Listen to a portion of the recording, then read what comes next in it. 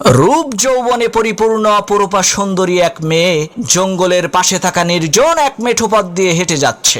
এমন সময় হঠাৎ করে প্রচন্ড বেগে ঝড় শুরু হয়ে গেল। তখন সেই মেয়েটি দেখতে পেল দূরে একটা ঘর দেখা যায়। এই ঝড়ের কবল থেকে বাঁচার জন্য মেয়েটি ওই ঘরের দরজায় কড়া নেড়ে সাহায্য চাইল। একজন টকবগে যুবক ছেলে ঘরের ভেতর থেকে দরজা খুলে সেই সুন্দরী মেয়েটাকে আশ্রয় দিল। এদিকে দিন পেরিয়ে রাত হয়ে যাচ্ছে, কিন্তু ঝড় বৃষ্টি থামার কোনো নামগন্ধ নাই। এমন সময় মেয়েটি দেখতে পেল সেই যুবক ছেলেটি তার হাতের আঙ্গুল মোমবাতির আগুনে পুড়াচ্ছে। এই দৃশ্য দেখে মেয়েটি প্রচন্ড পরিমাণে আশ্চর্য হয়ে বলতে লাগলো, হায় হায় সর্বনাশ, এটা কি মানুষ নাকি অন্য কিছু?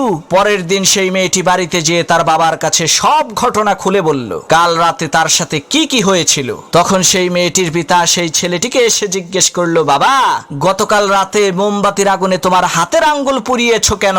তখন সেই ছেলেটি বলতে লাগলো, চাচা, প্রচন্ড ঝড়ের রাতে আমার এই নির্জন ঘরের মধ্যে আপনার সুন্দরী মেয়েটাকে দেখে আমার মনের মধ্যে কুপ্রবৃত্তি চলে আসলো।